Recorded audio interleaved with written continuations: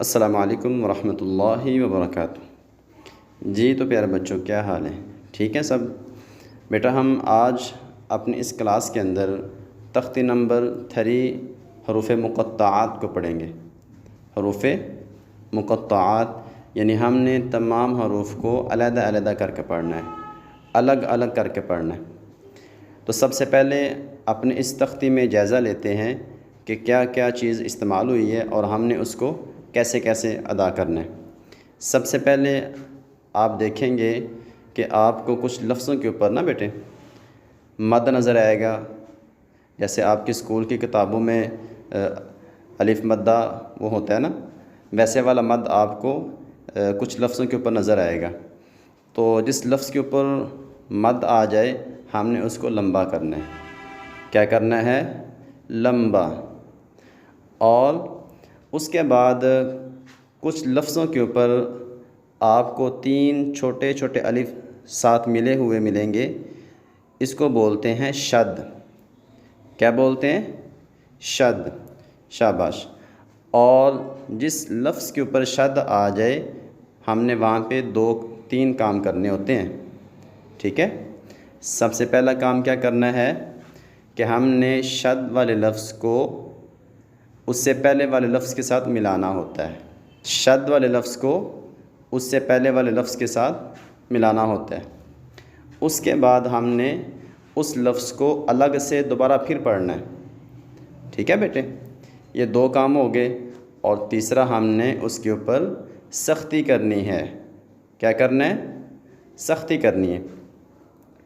اس کے بعد آپ چیک کریں، آپ کو کچھ لفظوں کے اوپر چھوٹا چھوٹا الف نظر آئے گا، اس کو بولتے ہیں کھڑا زبر۔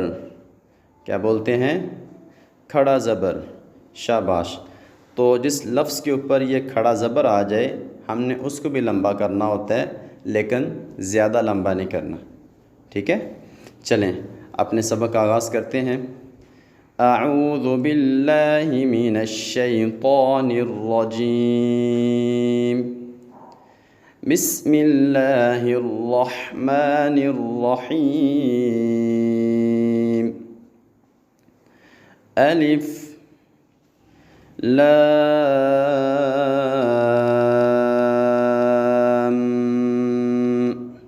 اب چونکہ میم کے اوپر شد ہے تو میں لام کو لمبا کر کے میم کے ساتھ ملا کے چھوڑ دوں گا، بیچ میں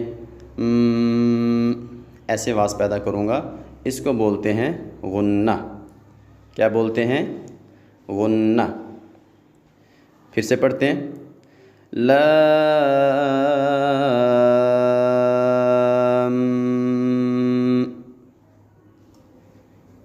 میم۔ بیٹے اس سبق کے اندر جہاں پہ بھی میم کے اوپر آپ کو یہ شد نظر آ جائے تو آپ نے میم کو پہلے والے لفظ کے ساتھ ملانے کے دوران آپ نے غنہ کرنا ہے۔ کیا کرنا ہے؟ غنہ۔ صرف میم کے اندر اس پیج میں الف لام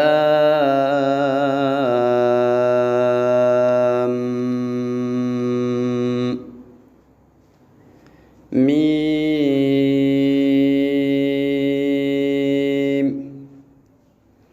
صاد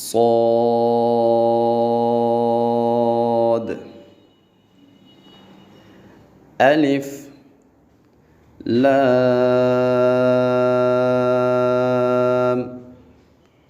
را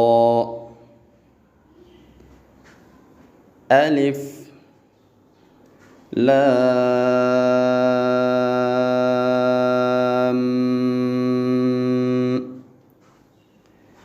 میم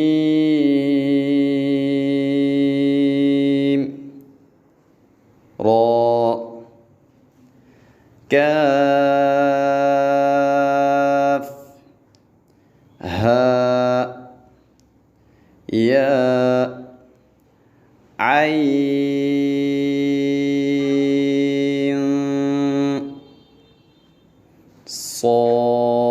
صاد طا ہا طا سين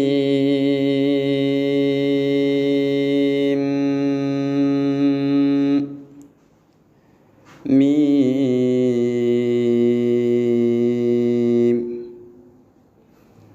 طا سين يا سين صاد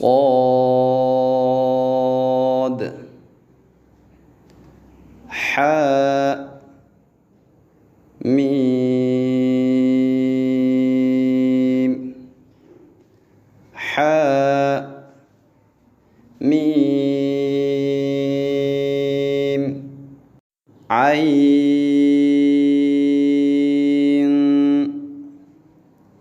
سين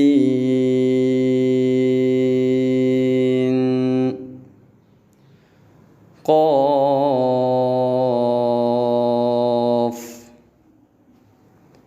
قاف نون ألف لام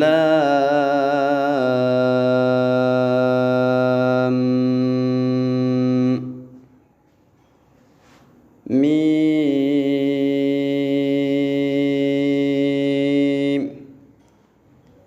اللہ. ٹھیک ہے، اب ہم اس کو ملا کے پڑھ لیتے ہیں. الف لام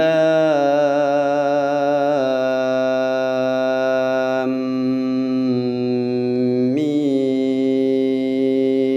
اللہ. ٹھیک ہے بیٹے، آپ نے اس سبق کو بار بار سننا ہے تاکہ آپ کو اچھے طریقے سے سمجھ آ جائے.